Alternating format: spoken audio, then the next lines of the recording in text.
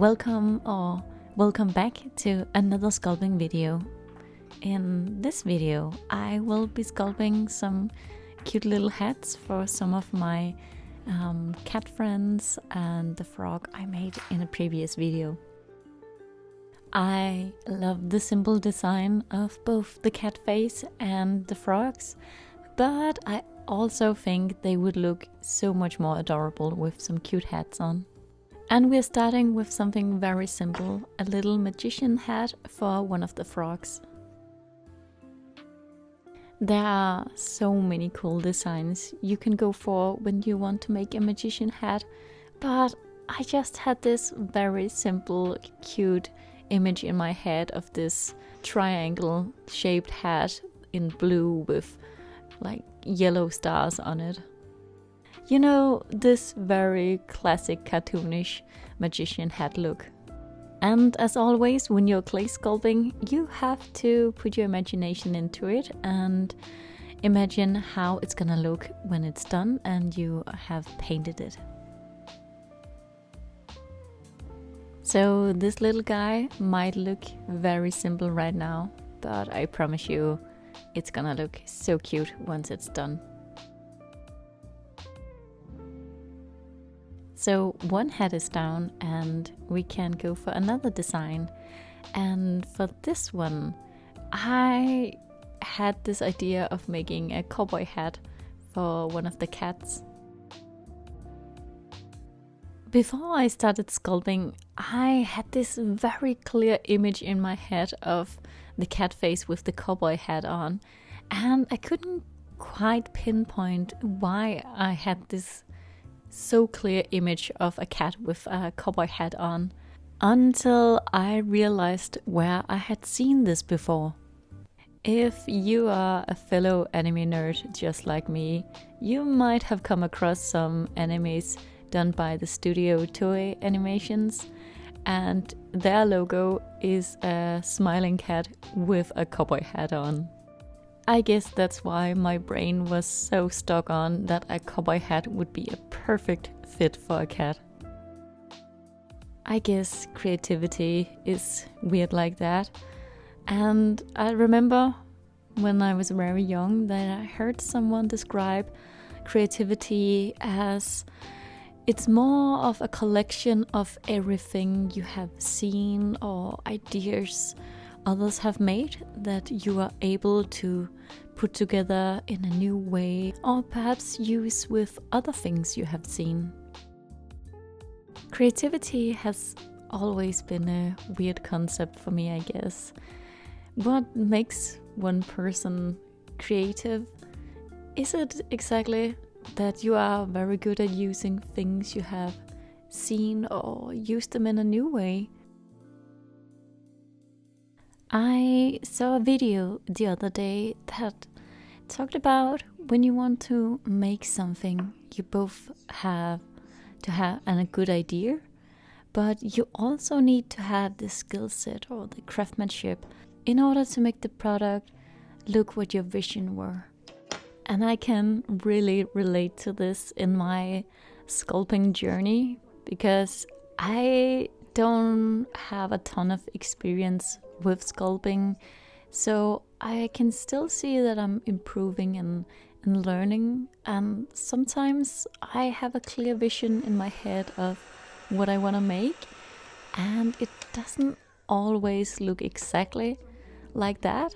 Sometimes that can feel a little bit frustrating, but in a way I always end up loving my creations for what they look like. Even though it wasn't exactly my vision, it's still something that I made, so it feels very personal to me. And I always feel like when you're doing something creative that you should be very gentle with yourself and understand where you are in the learning experience. So even though I might not have thousands and thousands of sculpting hours, I still find the process of getting better very enjoyable. And I really think this is key if you want to improve in anything that as long as you can enjoy the process and be very gentle to yourself in the meantime, it's only a matter of continuing and time before you're gonna get good at what you're trying to achieve.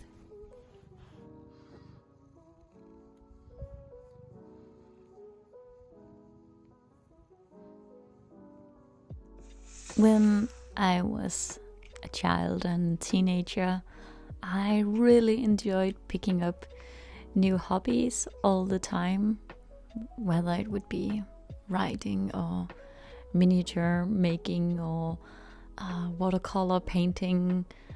I just love the process of learning new techniques and seeing that you improve every time you put in some effort.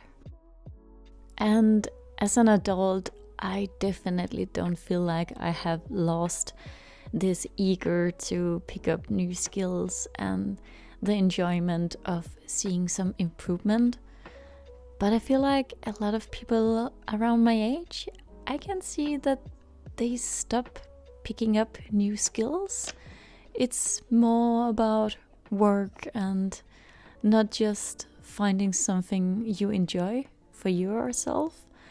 And oftentimes when people pick something up that they enjoy, I feel like everyone around them asks, how are you gonna make money out of this? Or how big are you gonna make it? How are you gonna scale this up? And I truly feel like that's a shame.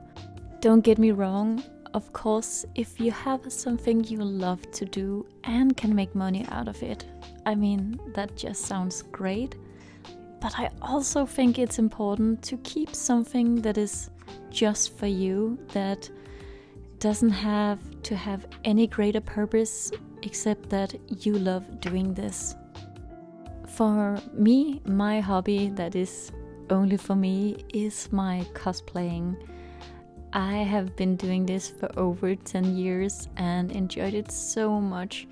And I'm not gonna lie, there has been times where the thought of, oh, can I make money out of this? Or should I try to do something with my cosplays?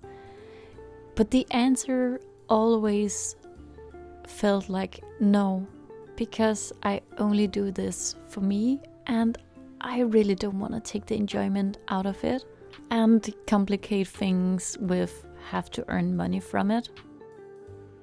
If you also have a hobby that is only for you to enjoy, I would love to hear that in the comments. I am so curious to who is actually watching these videos, and I would love to know more about you guys. So it truly makes me so happy when you write something in the comments. So if you have a hobby that you really enjoy, please let me know.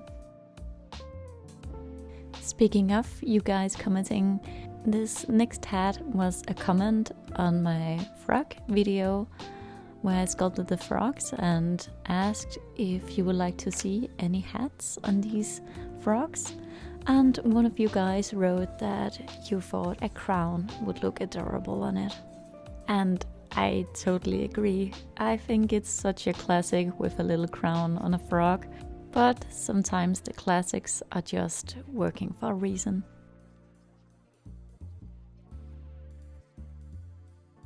I'm also working on a video where I show how I make the molds out of my sculpts and the material I'm using for casting. So if you're interested in all of the products that I'm using and seeing the process, I will probably be posting that in a video next week. Because we need to hurry a little bit. As I said last video, October and Halloween is just around the corner, and I'm really trying to contain myself with not starting to sculpt all of the spooky things now. So I better get this video out before I get totally distracted with Halloween. And a comment in last video asked if I would sculpt a ghost or a pumpkin face, and don't you worry, I will absolutely be sculpting those things. Again, it will only be a matter of containing myself with sculpting Halloween things. So if you have any other suggestions for me to sculpt in the spooky season, please comment them, because I rarely know what I will be sculpting, so I'm always loving a good suggestion. And also, if you should have any questions about the process of perhaps the clay I'm using, the molds, the resin I'm casting with, the paint I'm using, if you have anything, now is also the time to ask them, so I can include them in the video for next week, where I will go through all of the stuff I'm using.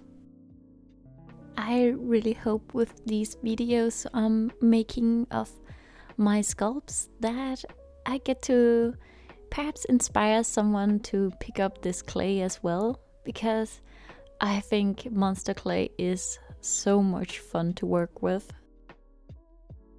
I see so many videos of people using polymer clay or porcelain clay, and to be honest, those two clays looks like so much fun to use as well. And when I was a child, I used a lot of polymer clay, the Fimo brand, to sculpt cute things for my dollhouse where all of my Pokemons lived in. So I do know the clay, and there is many advantages to using polymer clay. But what I really love about MonsterClay is the level of details you can make. The clay can become so soft that it actually melts, so you can pretty much make as many details as you want.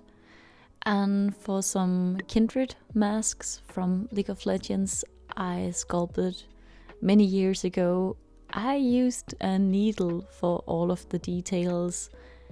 And when I make a mold out of it, you can see all of those little details. So you have all the freedom you want to make as simple or as detailed things you want. But sometimes I wish I was working in polymer clay, because I always need to think about how will my sculpt end up in a mold. Will it be easy to get out? And I will always have a flat part in my design where I will pour in the resin. So sometimes it would be nice sculpting with polymer clay and get a full 3D sculpt. But the amazing thing about MonsterClay is that it never dries up, and you can just heat it up in your microwave or with a heat gun, and then it's ready to use. I really disliked with the polymer clay how much you need to work the clay in order for it to become soft and ready to use.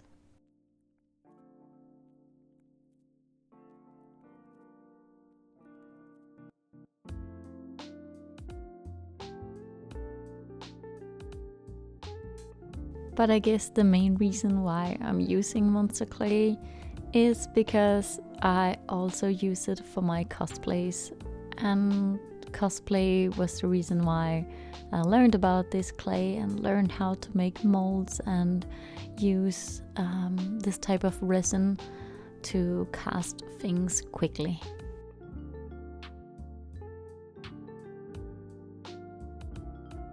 I recently made this huge clicker mask and shoulder and arm prosthetics for my friend who was making a clicker from The Last of Us 2.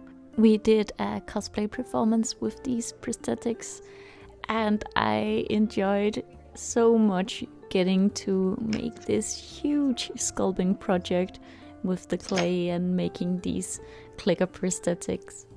I definitely want to make more prosthetics in the future. It was so much fun, and I just love the contrast of making these very cute, simple sculpts and then also making these more scary, realistic prosthetics. But I think that's enough talking for me today about clay and sculpting. So I'm so glad you joined me on this sculpting video, and I really hope to see you in another one.